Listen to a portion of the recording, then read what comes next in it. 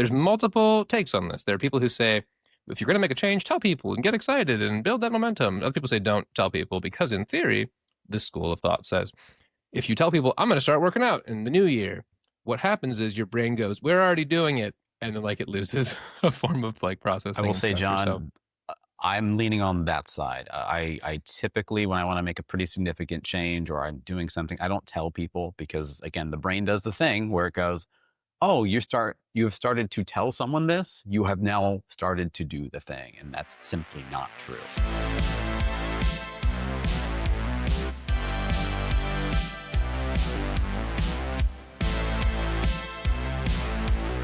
Welcome to the Zero Dot. I'm Sam, this is John, this is Daniel, and we are here to remind you that every single day that while you feel your chips are down, this is where we are the strongest we've ever been. It's been a week. Yeah. It has. It has. Like As always, it has been a week. I feel like that's quickly becoming the intro to the show. It has been a week. And then there will come a time when it won't have been a week. It'll have been multiple weeks. Perhaps we'll have been on a break at some point. Right. And we will be lying to everyone by saying it's been a week. 100%. It has been 2 weeks. What's the noun of a bye week? I feel like there's a word sure for is. that. It's a fortnight. Thank you. A fortnight. Yes. That was a term that meant other things recently in past years, and it's sort of claimed the word, but the OG term is a fortnight. I don't know why. That's kind of horrible now that I can't think of the word fortnight without automatically thinking of the epic game. I don't want to just drive the quality of this into the ground immediately, but I also can't think of the word goon without meaning what it means now. It used to be like a guy on your hockey team who would just go like knock dudes out for you. Mm-hmm. And now it doesn't mean that at all. It means something different.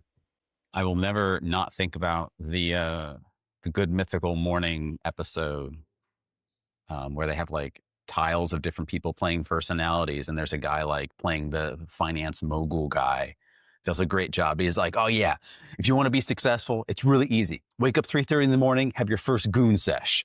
Then go ahead and do like a Pilates exercise. Then have a 3-finger thing of whiskey. Then by 5:30 in the morning, have your second goon sesh. Then take your commute over to the office. Your office, by the way, is in your bedroom door. And then go ahead and log onto your call with your buddies. And by the way, make all your money from your father who gave you a $10 million loan to make all this money. That's how you get rich in business. And I'm like, yep, that's it. And so my wife and I are always making the joke about goon sessions, and it's inappropriate at all times, but it may say something about me, but if somebody tells me that they had a sesh of anything, I'm immediately like, I don't trust you anymore. Like that's some slang that I immediately file under S for suspicious. Suspicious, you might say, if you were the worst. Suspicious. Suspicious. Yes. A niche esoteric rant. But there are certain places within the mental health field where they use the word session or the word program as per follows.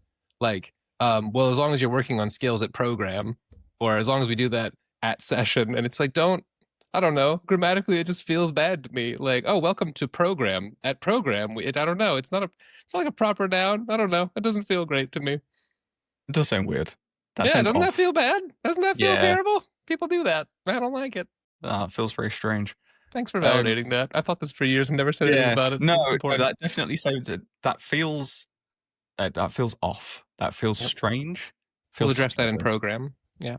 That sounds like inflated language to make ourselves sound really important.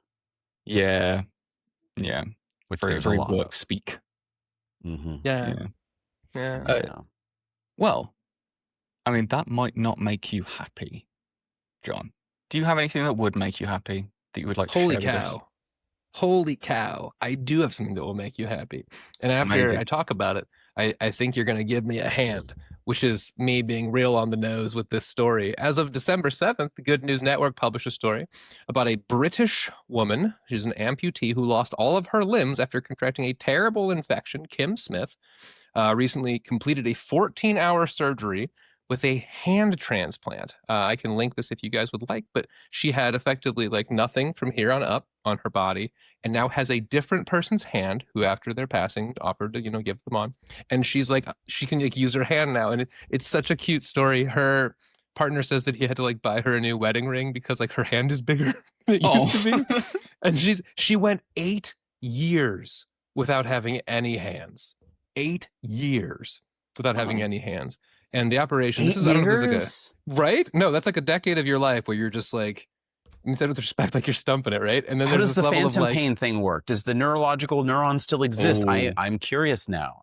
What? I would love to research that. Interesting, not caveat, aspect, feature, some would say, of this. She actually was supposed to have 2 hands transplanted, but one of them was like not serviceable. Like it didn't end up working out. But she like, and she's so cute in the interview.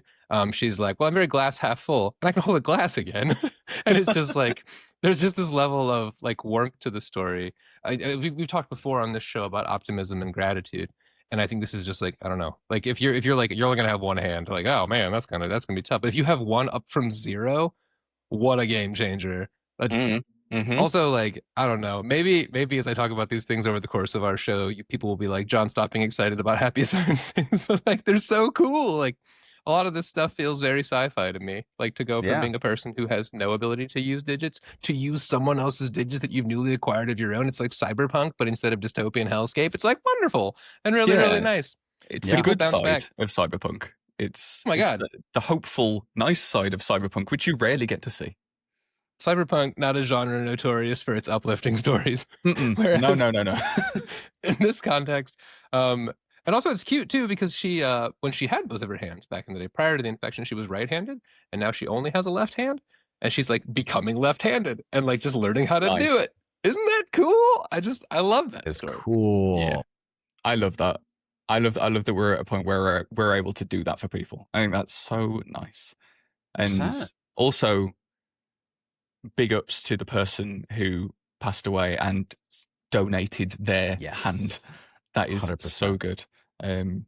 Amazing, because not to be morbid, but they wouldn't be using it anymore. So it is very, very nice for them to sign the papers to say, yes, someone else can have my hand when I am gone. That's so nice of them. If we're gonna just be like turbo weird, like maybe they signed it with that hand. Then that hand. I don't know. I think that's amazing. For the record, if I'm ever dead, you guys can have my hands. You can do whatever you want with them. Thank you. Preferably attach them to someone, probably at their wrist. But if they're like doing, I don't know, maybe like one of these little, whatever that thing's called, Pan's Labyrinth. Yes. Yeah. Hands Labyrinth. I shouldn't have this talked. guy. This guy. Yeah. Well, that's incredibly convenient. That's amazing. I know. Not pre-planned. Would you believe it, or was it? Daniel went to the tattoo parlor. Got that all done right before this episode. In 4 years' time, I will start a podcast with my friends, and they will ask about the Pale Man from Pan's Labyrinth. It's a business expense. Yeah, that's an incredibly hard read to be like. I think someone's going to be happy about something that connects back to the Pan's Labyrinth guy. Oh man, that movie's. There's so much I love about that story, John. How many times have you dealt with individuals, and myself included, we're down on our luck, we're upset, things aren't going the way we want it to. And, on one hand, it's like all your feelings are valid and they are 100%. On the other hand, okay, are we crying over spilled milk, as you said in one of our prior episodes? And you have someone who literally didn't have any limbs, and now they've got one that they didn't have before. And from what you're saying, they were just super joyous and happy and wonderful. And you have to look at that, be happy for them. Be happy that someone, as Daniel said, donated the hand. They didn't have to. They could have been like, no, keep it pristine, whatever. No, I'm not using it. Give it up. And then be like, you know what? Do I have my limbs? Do I not have my limbs? Do I still have health? All that stuff. And like, am I crying over spilled milk? And that's just a wonderful, wonderful story all around. Yeah. One of my favorite things about my job and career is the power of human resilience. Humans are fucking amazing, man. Like, A of all, we're hard to kill, both biomechanically and B of all, like in spirit. Humans come back from anything. It's really cool. But I think that's like, I don't know, man. I've thought about this before. Like, everybody human thinks about this, actually. This is like a thing I've learned about. So when you're a therapist, you learn that all the like weird neurotic worries you have about like, what if I get sent back in time and don't know how to do technology? Other people have thought that. That's a thing. If you thought that, maybe like put that in the comments. But like, I don't know. I think like I've thought like, what would you do if you didn't have your hand? What would you do if you didn't da da da? And I think like a person was like, well, I guess I'll know firsthand. I'm so sorry. I can't stop doing those. But also, I think being able to have that chance to like just get a new lease on life, like, and I don't know. I don't know. It just makes me really happy. It goes back to the zero dot element of just us being connected, right? And just having conversations and talking to people. We are hard to really kill, but everyone's got different experiences. We all have similar thoughts. We're not as unique as we might think we are. And dang, that makes me feel really good. Dang. All right. Yes. What's her name again? Her name is the incredible Kim Smith. Kim, 64 years of age, I believe. Smith. Yeah. Yes. That is phenomenal. Kim Smith, I hope you do more with that one hand than I've ever done with all my limbs combined. I'm sure you will. So, moving on from the wonderful news about hand transplants, something not at all related to that I would like to hear a bit more of an in-depth discussion on today from the both of you. I'd really like to hear from you two about the stages of change. I know all about the stages of change. I'm so glad I bought it to you then. I'm so glad. Before we do this, hold on, John. I don't mean to interrupt you. I want you to go right into your thing. Daniel has a reason why he's asking this question, which is our listeners or watchers, I'm being nice to our viewers here who watch our faces versus listen, where their perspective might be, which is they either know nothing about it or they know a little bit about something. And why would it matter to them that they should know a little bit about the stages of change? John, you want to kind of carry us through on that? Yeah, insofar as our viewers and our listeners, I would once again ask that our listeners kindly fuck off. I don't really care what they do or their experience doesn't matter to me at all. Viewers can stay tuned in. Yeah, no, once again, viewer supremacy will be documented and everlasting. But for those of them who are following along with the show, however they choose to do it, correctly or incorrectly, there's a reason that humans should want to know more about the stages of change, and that reason is as follows. It's because change is fucking hard. Maybe you've been out there and you're just making changes and you're very good at it. Congratulations, you mutant. That's not typically the process. If you meet someone who goes, I love when things change. Things should change all the time. Your immediate reaction as a stock human is to go, whoa, like are things bad for you? Change is a little bit intimidating. Humans are very funny because we can't stop change from happening, but we crave stability. And also, we fail at things a lot, which makes us feel like change is problematic or difficult or hard to get to. One of the big reasons I learned about the stages of change, and frankly, the first place I used them in a therapeutic context was in rehabilitation facilities at program, some would say. And people who try, I forget the number, but the average number of attempts it takes to quit using a substance you're addicted to is not one, as a heads up. Like it takes some time. It's hard to do. And I will talk about them now. First, I'm going to just run through the numbers. First, you have pre-contemplation, which on its own is one of my favorite terms in the world. The idea of I'm not even contemplating yet. I'm before the contemplation. This has not entered my mind. But it is important. It's worth knowing that's one of the stages. Next, of course, comes contemplation, which is when you're kicking it around and you're like, yeah, I could maybe see some value in that change. Followed by preparation, which is its own step, which is getting ready to actually make and commit to the change. And then action, implementing the value accordant action, followed by maintenance and having the change stay ongoing.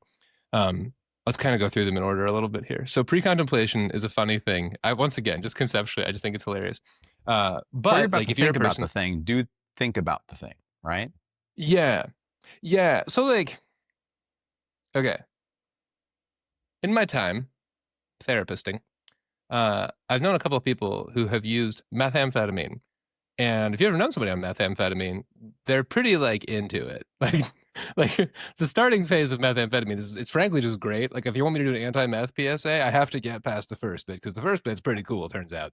And then people will say things like, and I say this with love, there's a specific client of mine who was doing extraordinarily well. Last I spoke to him years and years ago. But I remember him saying, and we laughed about this later, he was like, I don't think meth's that bad. And I was like, okay. But that's because in that stage of his life, he was literally I think it's okay. I think I can manage this. And this is a valid thing. It sounds like a joke. It's like, oh, you're in pre-contemplation. Okay. But at the same time, it's a very valid thing. People don't just automatically boop, boop, boop, go through the stages of stuff. We have to kind of let it sit in. Let's talk about contemplation next, as that will be sequential. Contemplation is when you're thinking about the pros and cons of something. For instance, if you are someone who's willing to like get into going to the gym, there's a whole lot of thinking ahead of that. There's like a level of like, what will that look like? Can I actually do it? Will it make a difference? Will people make fun of me? They won't, by the way. Will it be a thing that I can afford? Will it be this or that? And that stage is often, this is the thing I want to kind of make a shout out to the anxious homies. Sometimes we're in this stage for so long because we just kind of keep spinning and cycling and thinking about it. And it feels a little bit loopy. If you've ever had this thing where you're like trying to make a decision and you just spin through it 45 times in a row and you're like, surely this will lead to something, and it doesn't, and you start to feel really frustrated just because you're in the contemplation stage. There isn't a hard exit out of this stage, but one thing I would talk about with you guys and anybody else is if you're in the contemplation stage, it's worth bringing in a friend. Human brains are funny. We learned how to talk, and then we learned how to talk to ourselves on accident. Talking to yourself out loud, very good, actually quite therapeutically useful. Talking to yourself internally, aka thinking, is tricky because you can think faster than you can use the data you're thinking. Let me say that again in case that Say sounds that again, insane. yeah. Yeah, Because I thought what you were saying really fast, but what was that? No, perfect. When we listen to a recording, a lot of the time, you can like play it at 1.75 times speed because human brains are very good at digesting information. We can think very quickly. And occasionally the human brain internally, when you're say it's like, I don't know, 2 a.m. and you're by yourself in your bed and you're thinking and you're like, shit, I'm on this thought train and I can't stop. That's actually very normal. There's a reason that every therapist by therapist law says, hey there, you should get a journal and you should journal in that journal. And here's why, because it slows your thinking to a pace you could actually use. Even if you're like me and you type really fast, I type about 110 words a minute when I'm not trying. That's still way slower than when you're thinking. So contemplation is a thing that like it benefits from being, I don't want to say like formalized, but like taking the time to like write things out. If you ever want, I can teach you a 5-step decision-making process that is painfully boring, but it's incredibly helpful insofar as like making all of these steps very concrete and cohesive. But what's that 0 dot people? Would you like that? I think they want that. I think I just asked them. I heard someone say that. I'll do it later. Thank you so much, I'll John. You're the do best. it. Thank you. The contemplation stage I also want to talk about is a stage, I brought this up before, and I'll talk about this in every fucking episode for the rest of my life. It's a stage that gets hit by shame a lot. Anxiety and shame both come in and they do their little song and dance here. And shame will be like, well, if you try this and you fail, boy, wouldn't that be stupid and embarrassing? And then it restarts it all over again. In fact, sometimes it kicks all the way back to pre-contemplation because your brain's like, nah, fuck this, I can't do it. And that is okay. Once again, brains are hard to drive. Nobody teaches you how to do it. When we go to like 1st, 2nd grade, we're like, here's how to spell, which is great. Here's how to tie your shoes, which is great. But insofar as like how to actually make changes in your life, we're just sort of like, do it by now or you're behind, which is actually a little bit, mean and unfair. So preparation is, okay, let me give you an example. So say I'm working with somebody who's like, wow, drinking sure is making my life hard. I should maybe stop drinking so much the way that I'm drinking, which is really common actually, because drinking is very like societally accepted. And that's not like a knock on drinking. I enjoy a nice drink here or thither. But if you're somebody who's like, yeah, no, I go out to the bar after work and I get tanked and I come home and then I don't do my dishes because I'm too drunk and like things are shit. At some point, your data accumulates and you go, oh man, this is having like a net negative on my life. Contemplation, go through it a little bit. And then you have to think about all the things that change. So for instance, if you're going to quit drinking or even make an attempt at quitting drinking, you have to think about, okay, I'm going to stop going to the bar after work on Fridays, which means I won't see my friends, which means I also will have alcohol at home. And what should I do with that? Should I take that out? Should I give it to somebody else? Sidebar, quick rant for my people who are trying to become sober. If you have your substance of choice at home or the apparatus with which to use a substance of choice at home, you are sabotaging yourself. Not said in a cruel way, said in a way that I understand and empathize with. I talked about Bertha before on this show. Bertha? No. Yeah. So Bertha is the name of a person I knew once long ago. From the top, Bertha is the name of a bong from a person I knew once in my life. And they were like, damn, I got to stop using weed because of this drug court that I'm on, because of this probation, etc. And this is back when weed was illegal in the state that I lived in at the time, which was Illinois.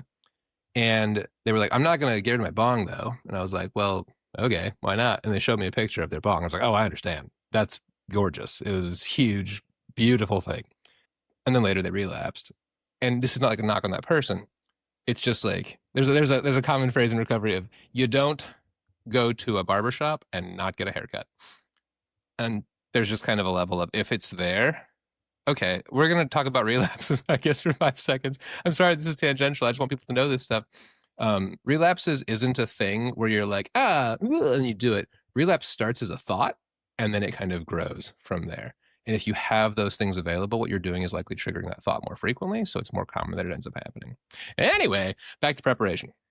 So before you get to preparation, and I know I'm cutting you off because you brought up a really good topic about the environment, and this relates to my work in terms of people doing this thing where they think they just have to grit through things. They have to power through things. It's up to them to power through it. And John, I know you and I are aligned on this, which is willpower is a finite resource. Willpower will always fail against nature. And nature is just another fancy way of saying your environment. So if you ever want to be successful in anything, if you want to make a specific change in your behavior, you literally have to change your environment. Now, John has more details about this, but I'm just saying to anyone, hey, if you have ever felt like you dropped the ball because you quote unquote relapsed or you went back on an old habit, well, the first question would be, is it in your environment still? Is it in your home? Is it in your goings to going? Is it in your routine? If it is, then it's not actually your fault. I would say it's not your fault. I would say the fault is how we didn't recognize that and take it out of the environment first, so that couldn't ever happen again, because it's not up to you to have infinite amount of willpower. The version of you that has whatever problem that you're trying to solve, substance abuse or otherwise, versus the version of you that's off this path, it's not suddenly because of willpower. It's because of a plan of attack and making sure that your environment acquiesces to your desires and needs and having a clear focus of attack on that front. So I just want to piggyback off of that relating to what you were saying. I don't want anyone on Zero Dot thinking that willpower is the way. I'm almost 99% of the time, I'm going to say probably not. And there's always another path to do that. But anyway, John, keep going about preparation, you were saying.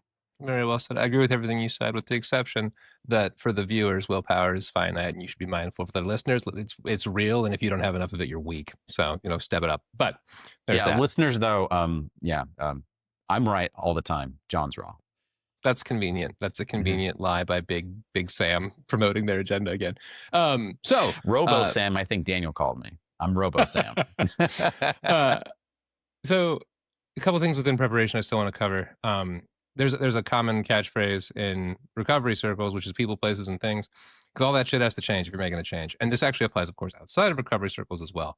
I'm a person who likes to eat food, and when I'm trying to put on muscle or lose some weight, I have to consider that, right? Because if I'm going out with my friends and we're just slamming down some sweet nachos and Taco Bell at 1 a.m, which I do recommend wholeheartedly, there's a level of just preparation with your social circle that needs to be accounted for. If you're a person who is so I moved to Minnesota a couple of years ago, and when I was doing the preparation of that change, because I was in pre-contemplation of that for years and years, and then during the preparation, I was like, oh, I'm going to move away from all my friends. I'm going to move away from all of my basis of financial security. I'm going to move away into a land full of terrible snow. I love it up here, for the record, but the snow here is just the work of the devil. It's so many little factors. And once again, this is where I want to, as per always, go to John's ADHD corner. Hi there, ADHD having person. This is a special shout out to those of us who have the ADHD. The preparation part's really hard. And it's a part when I really want you to, and I know it sucks to do this, and I'm sorry, pop open a Google Doc or a notepad or some shit and put these things in front of you, because in your head, you can maintain a handful of things at a time. And if you try, because heaven knows, if you've ever, I don't know, maybe you're a dungeon master and you're planning a dungeon and you have all these cool ideas and they just keep you've got 3 and then one falls away. And then this one falls away. It's not due to that willpower or your inability to focus hard enough. It's because preparation is a multi-step thing, and there's too much to account for. So you owe it to yourself to give a nice little breakdown. The structure is actually not very important. It's just having whatever you need to be able to process it at a speed and a level of, I don't know. I'm gonna do a seg within a seg. Sorry. So this is another kind of a bold claim. Our but I'm right. Segway, by the way. I'm just kidding. True. You can't multitask. And I'm sorry to the people who are thinking that you can. You're actually not. What you're doing is you're alternating tasks very quickly, which you can do. And that's fine and good. You can have multiple tasks on the burners at the same time. You just only can focus on one thing at a time. Attention is a spotlight wherever you put it. So during preparation, you have to be spotlight this area, work. This area, this work. Okay, moving on.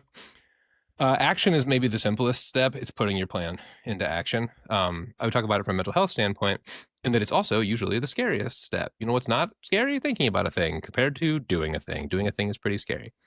And this is also a thing that I'm conflicted about. There's multiple takes on this. There are people who say, if you're going to make a change, tell people and get excited and build that momentum. Other people say, don't tell people, because in theory, this school of thought says, if you tell people, I'm going to start working out in the new year, what happens is your brain goes, we're already doing it. And then like it loses a form of like processing. I will say, structure. John, I'm leaning on that side. I typically, when I want to make a pretty significant change or I'm doing something, I don't tell people because, again, the brain does the thing where it goes, oh, you have started to tell someone this, you have now started to do the thing. And that's simply not true.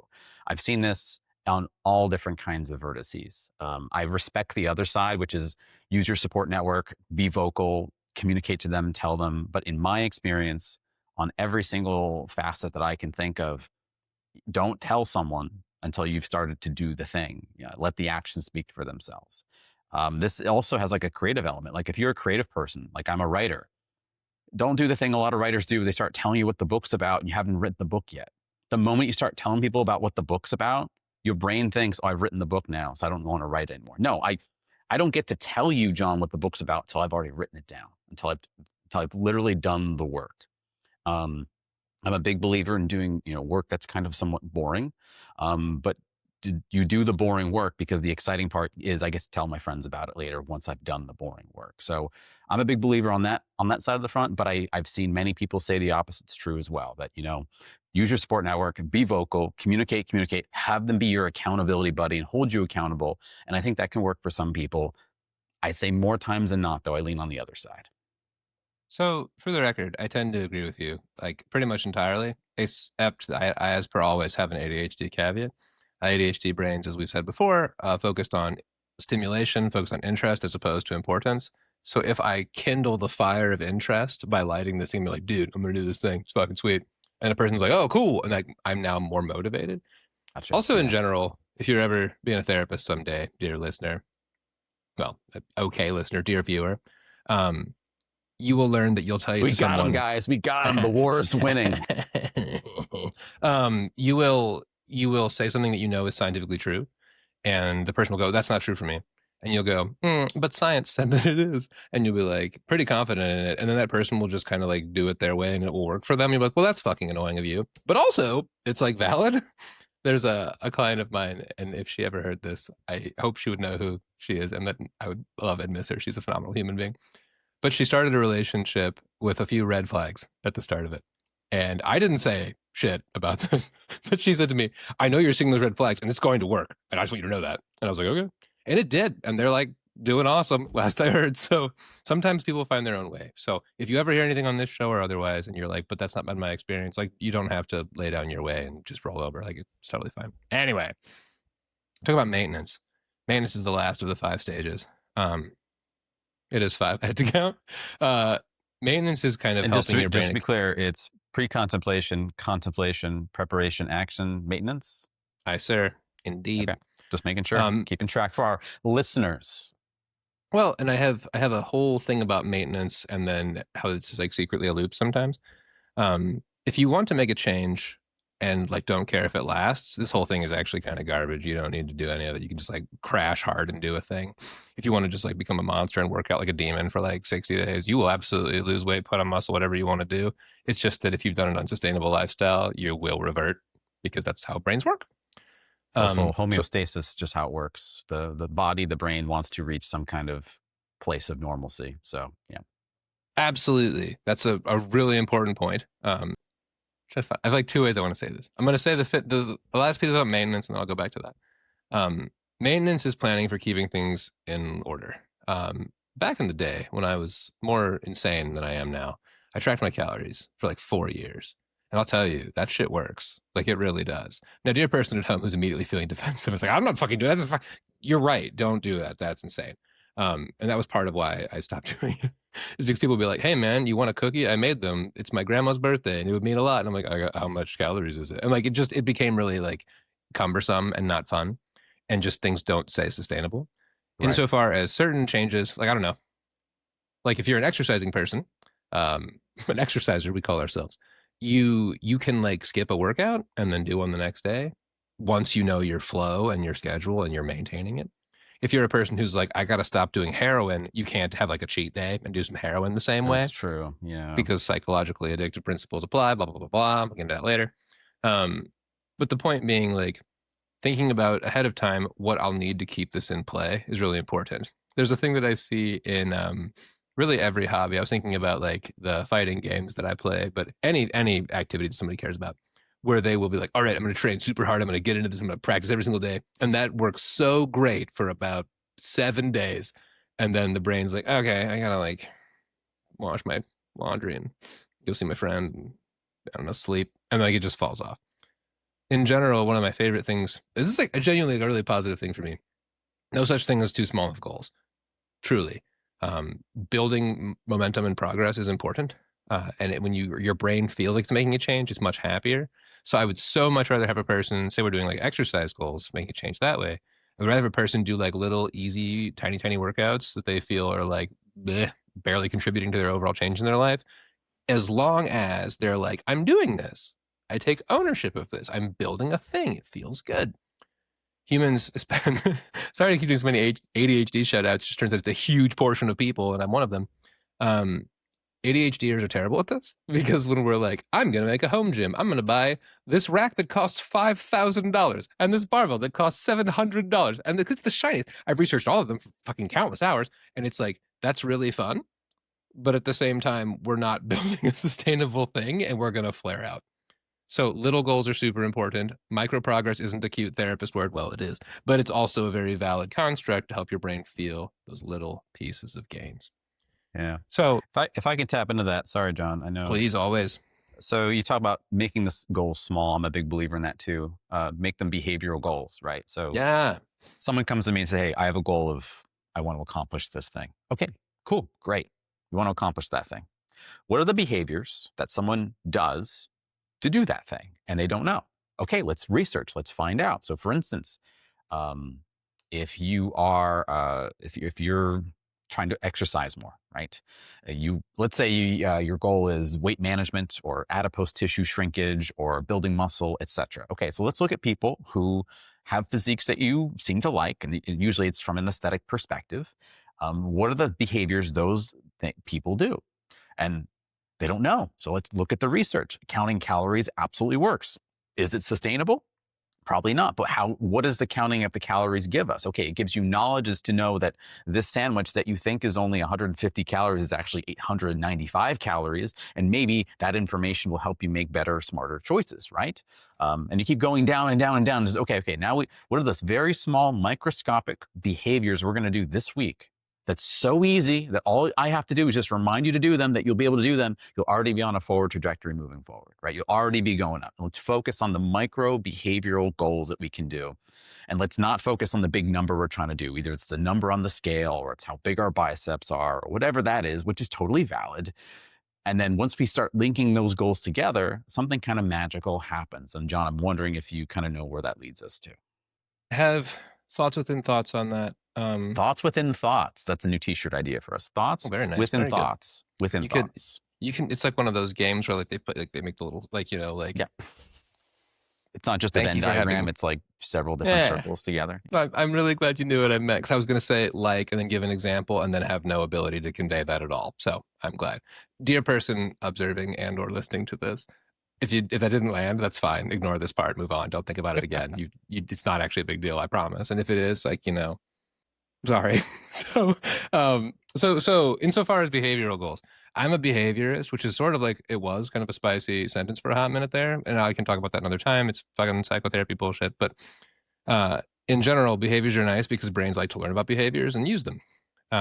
There's this other thing with dialectics that I'm going to get into and Batman. So stay tuned.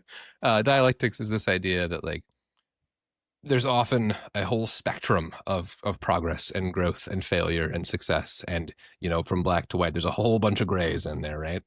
And when we try to implement a behavioral change, human brains, which once again are capable of amazing things, are also real stupid. And they only think of things as it worked or it didn't.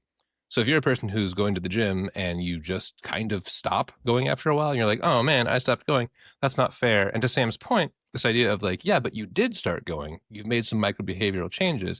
Your brain is starting to go, we have a concept for this. That's actually like a really big deal. It's actually like a really good thing. Failure is a growth, and this is such a cheesy sentence. I feel like a poster and I kind of hate that about myself right now, but I do mean what I'm about to say. Is like failure is an opportunity to learn. That's all that it is. All of the emotional negativity associated with failure is prescriptive by ourselves and our society and, frankly, marketing teams. So finding ways to help yourself view like from failure from like what did I learn? It's like a big deal. I run the risk of talking about video games too much, so I'll try to be brief in doing so. But if you lose to anything in a video game and you go, fuck, this game sucks and it's shitty and it's hard, that's an option, I suppose, if you want. But a far healthier option that will make you better at the thing that you're doing is to go, well, what did I do wrong? And how did I, or what is the evidence that I can learn from this? Like, where is the thing I can change? If you're playing basketball and you keep getting stuffed, then like maybe you could look at where you're positioning yourself from. Maybe you could look at like, is the play breaking down? If you're somebody who's trying to like go on a diet and you're like, boy, I sure do not lose any weight. And you're like, well, am I eating, cupcakes when I'm watching my Netflix at night or whatever else have you? Like it's just data. It's just learning. And secretly, this is a shame thing, but surprise, surprise, it always is. There's a thing that I say. I Googled this while we were talking today, and I realized I've been misquoting it for years. But it's from, I think it's Batman Begins. And one of the characters says to the other character, like, it's Alfred. Alfred says to young Batman, why do we fall, Master Bruce? And the gist of it is like, so you can get back up and try again. And like, that's a really motivating thing if you hear it in the right context. Because it's not you fell because you fucked up. It's you fell, so now you know like what to do next time. So you have another chance to get better. And I hope, dear absorber of this material, that this doesn't sound like bro speak. You just gotta fucking keep going. Like that's not the vibe. You don't want to go down. No, not at all. What I want you to take away from it is like when a piece of your brain tells you the change isn't happening, you can talk with that part of your brain and be like, well, why do we think that is? What's going on? If you can make it like an internal dialogue, if you can make it a warm thing, it just marinates really differently. This is, I'm going to do this every episode a million times. But like, there's this thing that happens when you have ADHD and you're in school, and it's called the semester sprint of death. I made that term up, but feel free to use it, whoever you are. You start the semester and your heart's full of light and you go, this time I'm going to put my paper in folders. I'm going to stay on top of things. I'm not falling behind. I'm going to get everything done on time. And then you do for like a couple of weeks. And then like that one thing, you stuck that in your backpack and you got to get going, but it's fine. We'll catch it. Now there's like 6 of them. That's okay. Oh my God. When is that project due? Holy shit. We got 3 more weeks in this thing. Okay. Last minute slide into home base. Jesus fuck. Okay. Next semester will be different. But it's not. And then you feel bad. But that's not fair. Once again, I mean, I'm being humorous about it. There's still this dialectic of like, you're doomed, you can't make it, nothing will change. You're getting a little better every time. So being mindful, and this is like one of my main takeaways for the whole Stages of Change thing. Anytime you don't make a change, it's information. It's data about what's stopping you from making a change. If you're into the substance side of things, it's about, well, here's some stuff we didn't realize substances were accounting for. For instance, when I'm lonely, I need to smoke weed because if I don't, I'm going to feel real bad. If it's a friend group change, well, it turns out if I cut off, Bethany and Tim, my toxic friends, I don't have any other fucking friends who I can drive to in 5 minutes. I don't know what I'm going to do. Or also, now nobody's here to provide care for my dog. I'm going to go on vacation. Like, it's just all these little things. As I've said before, and I will say again, humans are ridiculously resilient. We come back from anything. Don't let the internal monologue tell you that you're not doing enough to change. It's just data. You're just learning. John, you said something. You said, and correct me if I'm wrong, we're always getting better. We're always getting a little bit better, right? Those are your words? Close. What were your exact words? Repeat them again. Oh, I couldn't. That's so long ago. I have no idea. But that sounds like a thing I'd say. Okay. We're always getting better. And I wonder how this relates to what I often call the bicycle problem. So for those listening in, those that are watching, I'll acquiesce to both sides. If you're aware, if you ever had the opportunity to learn how to ride a bicycle, you might have had your parents giving you a loving relationship with the bicycle and you had trainer wheels. You might have learned the hard way by just, running every single time and hopping on the bike and hoping you can learn some kind of stability, some kind of way. Or maybe you don't know how to ride a bicycle, which is totally fine. You can always learn how to ride a bicycle at a later date, part of life. Yet there's this weird thing that happens that scientists they can kind of figure out, but they can't. We as human beings cannot intellectualize the processes required to ride a bicycle. I cannot describe to you, John, or Daniel, or anyone, all the micro millions of decisions my brain is making to find homeostasis, to find equilibrium, to find balance, to be on the bicycle, yet my body has figured it out. And we know this, and I'm forgetting the name. I think Veritasium, a YouTuber, did a video on this as well, where he had a welder, make a bicycle that's backwards, meaning your way of thinking, if you turn this way is right, is actually left. Everything was backwards, right? And if you spend enough time doing this as an adult, and obviously if you're younger, it's a lot shorter amount of time. You spend more time as an adult, eventually the brain rewires itself to know, okay, this way that used to be right is now left and vice versa. And it corrects it like a switch. It just happens instantly. But here's the funny thing. Our brains, unless at a young age you're able to do it at a very young age and acquiesce, we haven't developed the mechanism to go between the two systems. So you put that same person who spent months working on that backwards bicycle, put them on a regular bicycle again, they have to relearn it again, or they have to flip the switch again. So there's a biomechanic limbic brain reaction that we have to a bicycle that if you just give it enough time, give it enough exposure, you just try and try and try, the brain is constantly learning all the different micro decisions it has to make, and eventually it develops some kind of equilibrium and eventually learn how to ride a bike. But imagine if you're trying to learn how to ride a bike, and maybe this is you, listener or viewer, I'll acquiesce to both sides. Imagine stopping yourself from learning how to ride a bike because you haven't gotten there yet. But you know, because you've seen everyone else do it, that you can get there. You just have to give it enough exposure, enough time. This often is misprescribed as like the grit thing, like let's grit through it, just keep powering. I am not at all saying that. John and I are not saying that. But I do want to invite us all in some way to have trust in your future self, because your brain is pretty darn capable. But it does require some reps. It does require some exposure. You can make some more informed reps, some more informed exposure. You can do things better. If you have an ADHD style brain, I won't speak for that mindset, but John and Daniel have more of exposure in that capacity. John has more exposure to that. There's tricks you can do to make that more enveloping. But I mean, the idea is that you're able to see how you're getting better every single time. That's the important thing. You're noticing you're getting better. And John is saying, look, as an observer, I can see you get better every single time. It might feel like failure. You know, John, you made a comment that, action can sometimes be the easiest step of these 5 stages of change. But I imagine for a lot of people, it's really devastating when they do the action, they execute the plan, and it didn't work. And now they feel like total failure. But you are the one in your position who gets to say, actually, dude, you learned a lot in that experience anyway. I would call that a resounding success. Would that be right, John? Oh my God, yeah. No, I'm really glad you brought that up. There's a thing, this is like a recurring phenomenon. I'm so excited to talk about this. Where I'll have people who are doing the therapy, or they're doing any other thing where I'm offering them some sort of input, and they will say, like, dude, I'm not fucking getting this. Like, this isn't happening. I'm stuck. I'm just spinning around. And it's weird because from an outside third-party perspective with a significant database of what change in this area looks like, I'm like, you're actually not.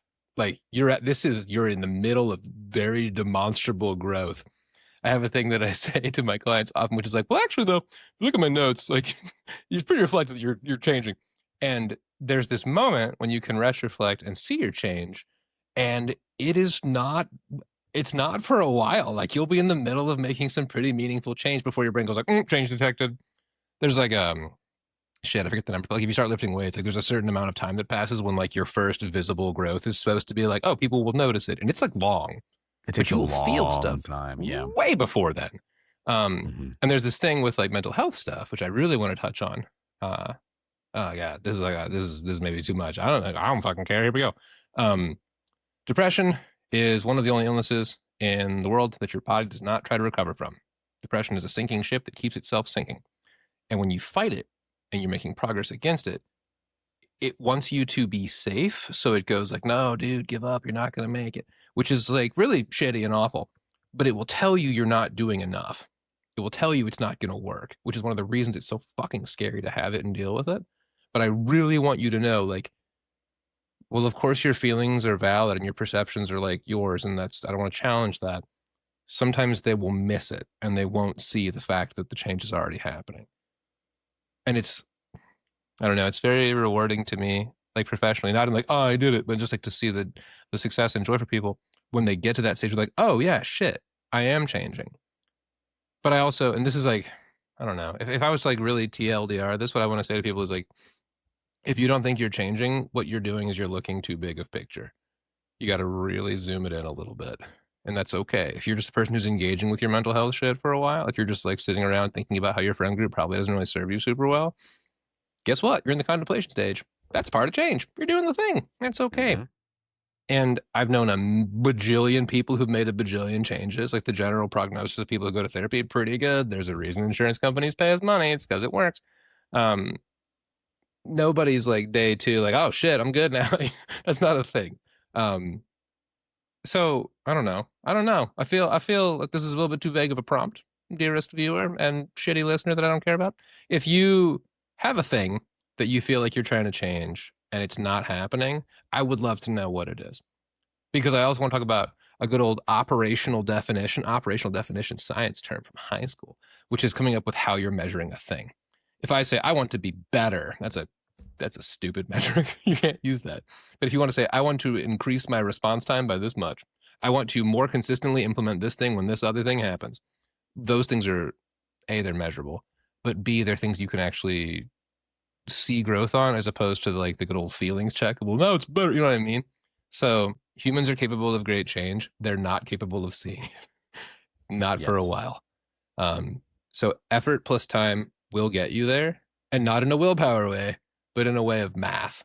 Like math is your friend on this one if you continue to apply things. And openness to data, right? If I keep working out and I'm just like, I'm not getting any stronger, something's wrong. And we can learn that. It can be like, well, you haven't eaten enough food. You're just sitting there chomping on fucking mini muffins all day, and there's no protein content in those. If you're a person who's trying to write and you sit down to write and you never get anywhere, well, what's going on? And it could be like, yeah, man, I haven't got over my dog dying. I actively am grieving. Human brains are complex. They have a jillion parts moving at once. But that's the thing. Everything's data. It's not binary. In general, binary is an oversimplification of basically every process. Give yourself So- permission to track trending behavior. And it's the oldest expression in the book, which is, you can't improve at what you're not measuring, right? Eyes are unreliable, our feelings are unreliable, our brain is, but even if it's, hey, if I'm working out every day and I just want to feel better, I want to feel more mobile, I want to have more energy, log every single day. How do you feel today? How do you feel the next day? And I swear, if you log over 30 days, you look out, zoom out, day 30 versus day 1, there's an improvement, almost guaranteed. It's just the way the body works, as long as you're being consistent with it. If we use the Absolutely. exercise analogies. Yeah.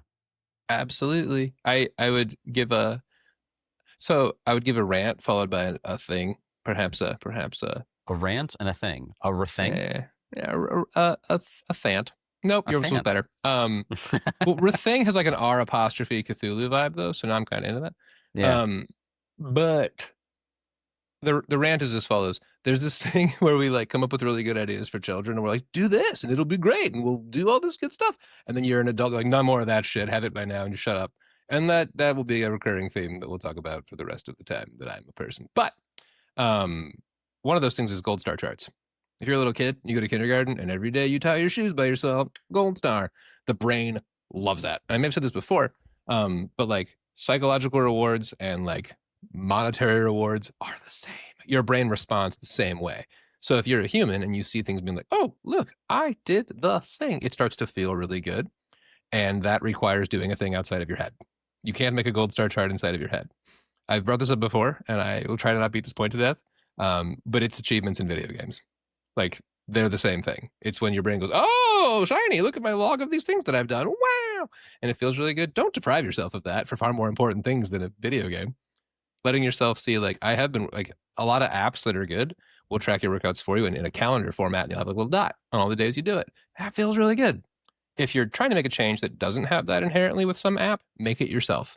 Find some way to kind of track those things. If you're like, I randomly know a lot of drummers. I don't know what that means about my relationship with drummers, but oh, we got a drummer on the show. Drummers are phenomenal. Really? 2 for 3? Wowdy dow. That's amazing.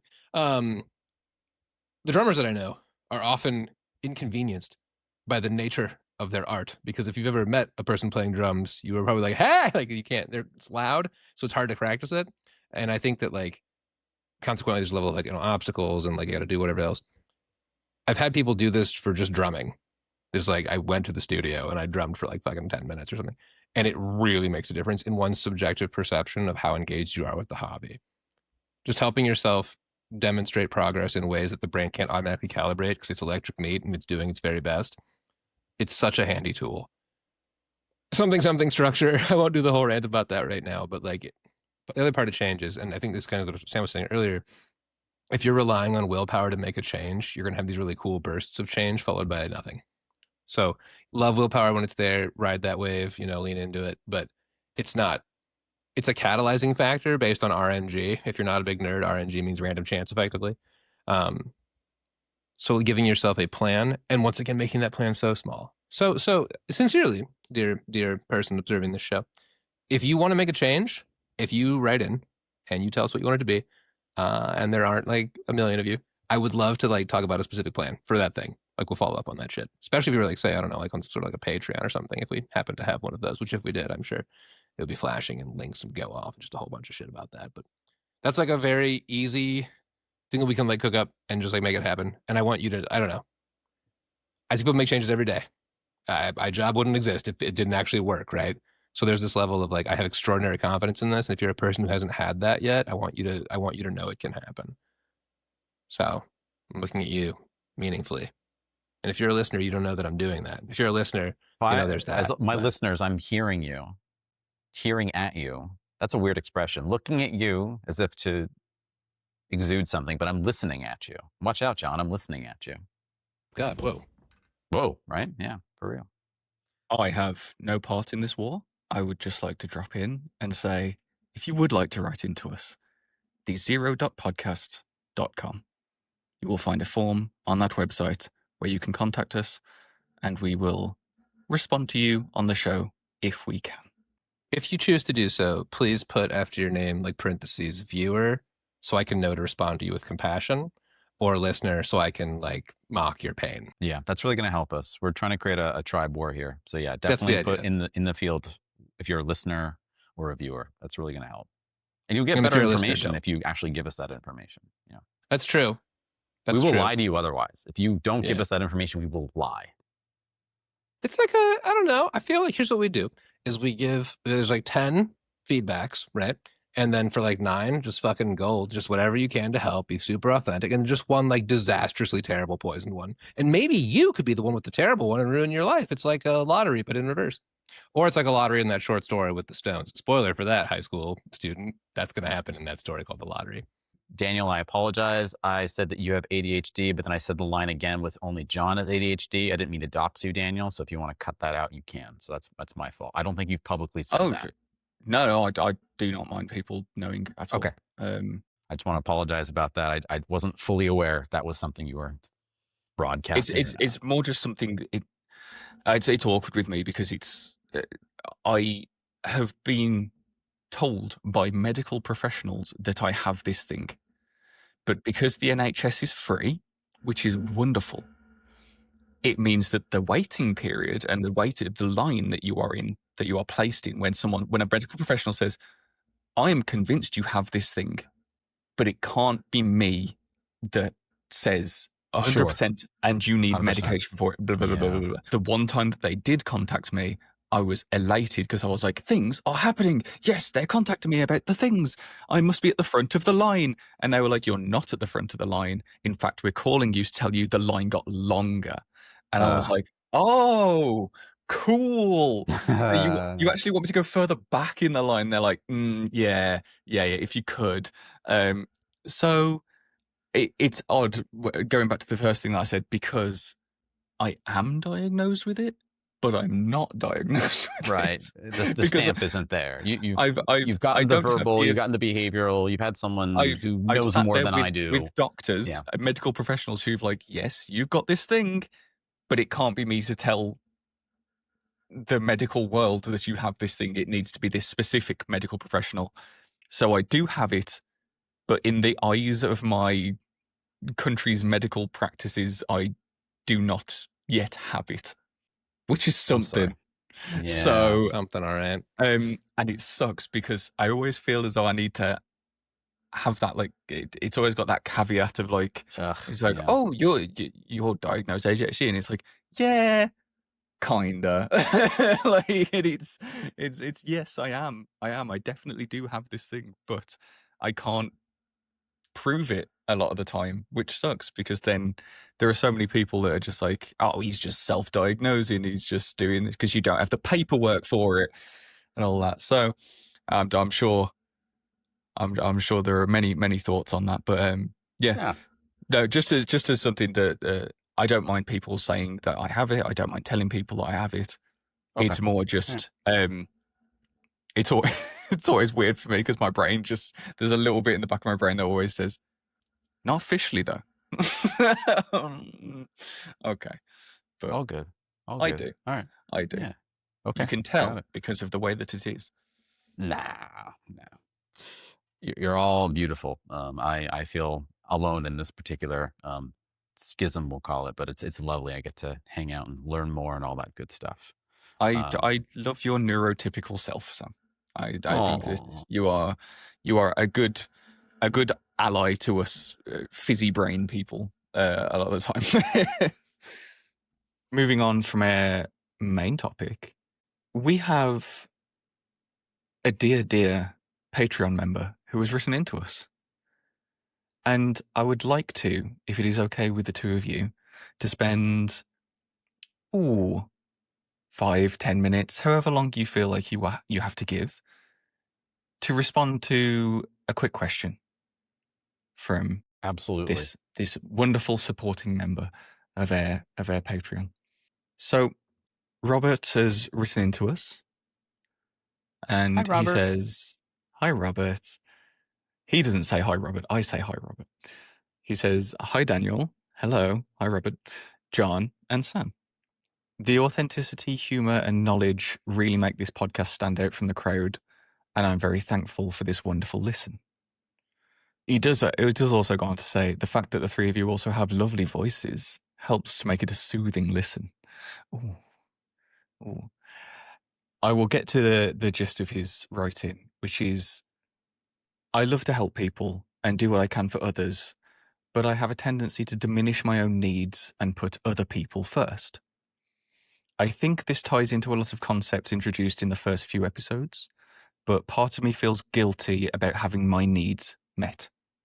How can I ask for the things that I want without feeling like I'm burdening other people? This is a phenomenal question, Robert. Thank you so much for writing it. Thank you for supporting us, of course.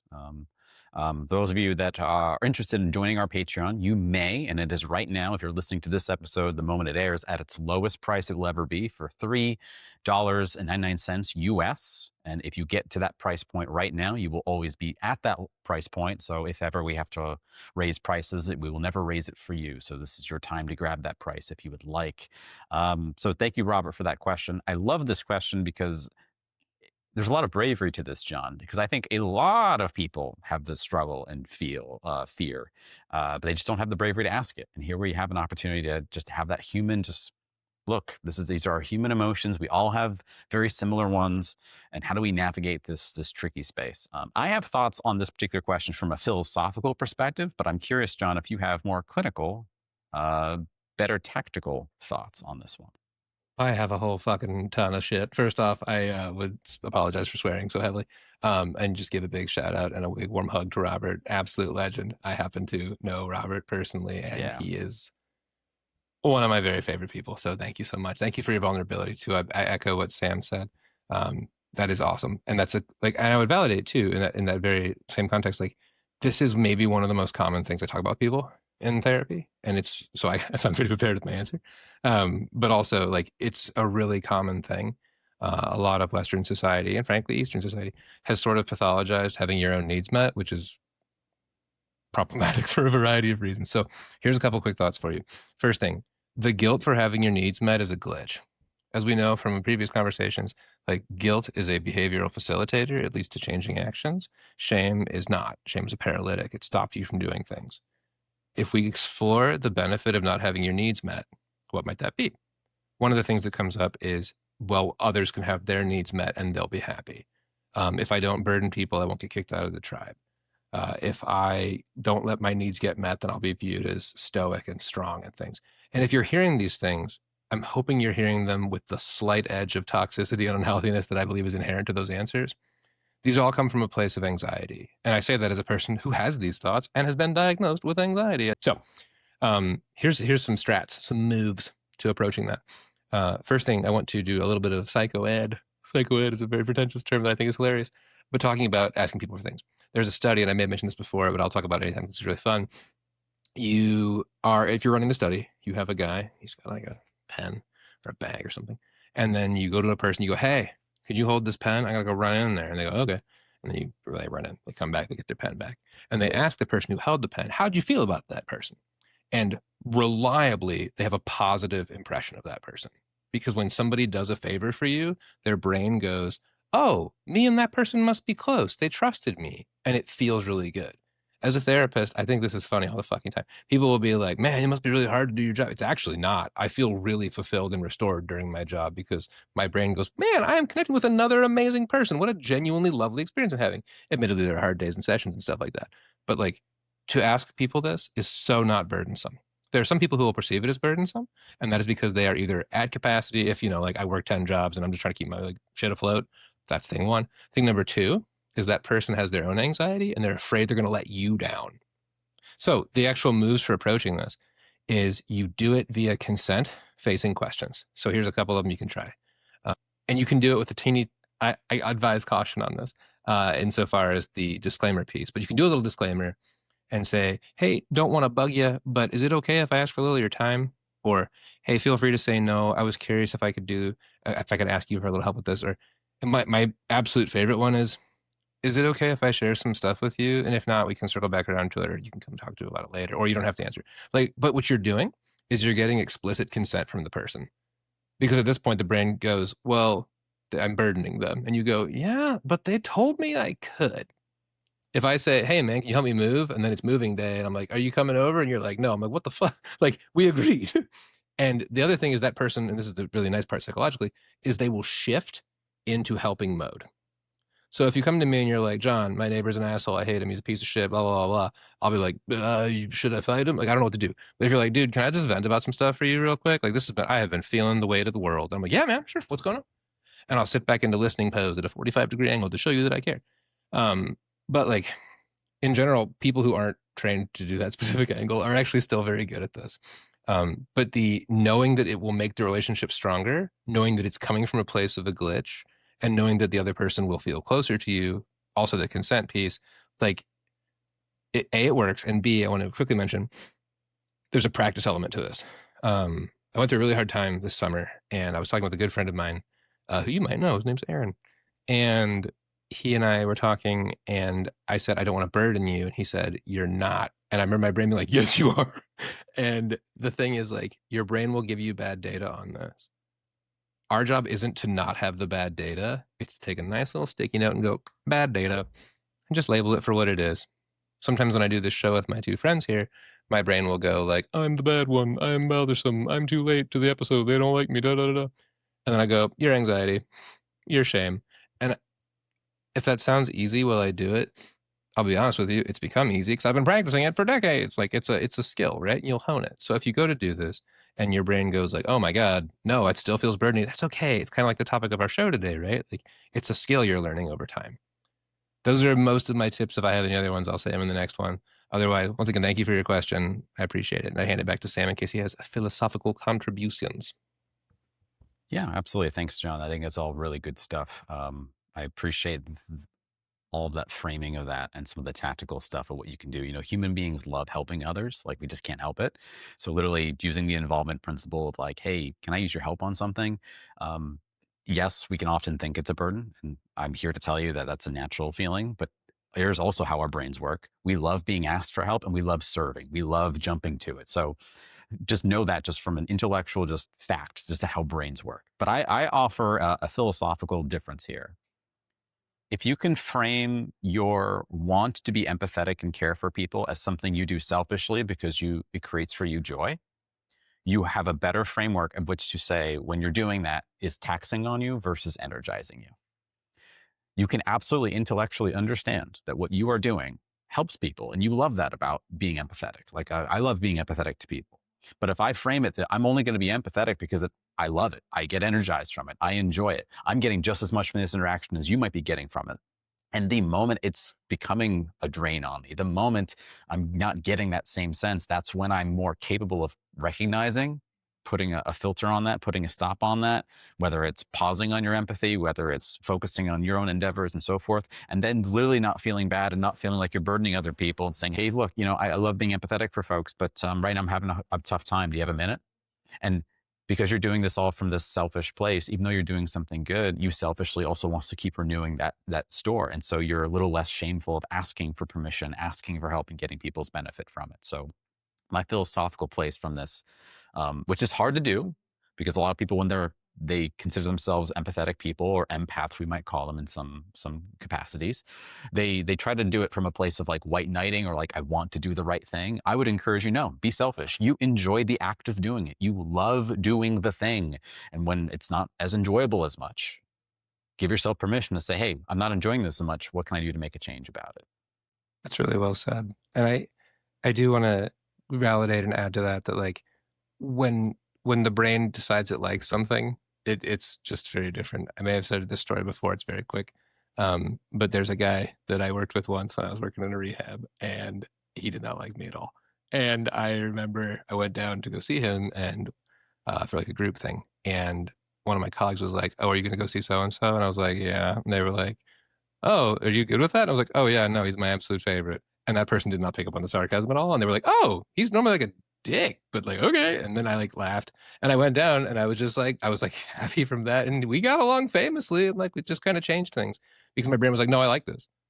It's one of the things I think that's cool about like the culture of like hard video games being popular in the last how many years is teaching your brain to like adversity shows you that you like doing hard things and not in a stoic badass way, but in a way of like, no, I like to overcome a thing. I like to sit with some challenge. So Sam is exactly right. Turns out on this one.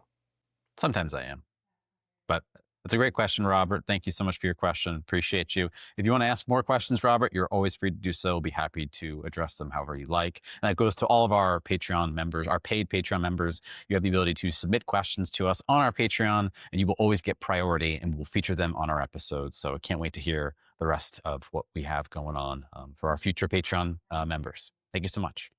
One quick 4-second plug on that. Like, that's kind of our vision, right? Is we have a lot of shit we want to tell people, but this all works better if we are telling you things you want to know. So this can be as yours as you want it to. And if you're a Patreon person, you deserve that, right? We want to really make you feel heard. We want to make you be the basis of what this is. So help us do it. Thanks. Help us help you. And we want to do that selfishly, right? We selfishly want to do it. So help us do it. Genuinely. Please, I'm asking for your help. Genuinely. Thanks for watching the Zero Dot Podcast. We hope you learned something, had a good time, had fun, or I don't know, tolerated it sufficiently to give us a viewer count for the show that you're watching. In any case, we'll see you again next week. We make shows on Wednesday unless you're a really neat Patreon member, in which case they might come out on Monday. As you know, we are literally everywhere. We're on Apple, we're on Amazon, we're on Spotify, we're in your RSS feeds, we're on the zerodotpodcast.com, we're on YouTube. So you know where to find us, and we'll see you next week.